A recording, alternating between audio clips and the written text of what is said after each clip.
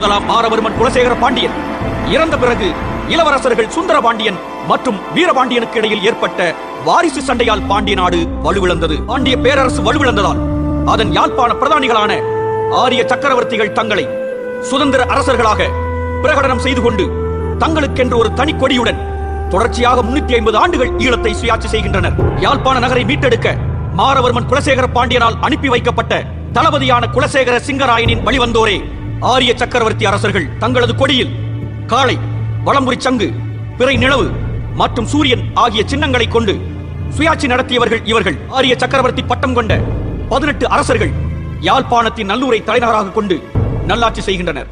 இவர்களது ஆட்சியில் தமிழ் மொழியின் வளர்ச்சிக்கு முக்கியத்துவம் கொடுக்கப்படுகிறது. இவர்கள் தமிழ் சமயத்தை பின்பற்றி ஆட்சி செலுத்தியவர்கள்.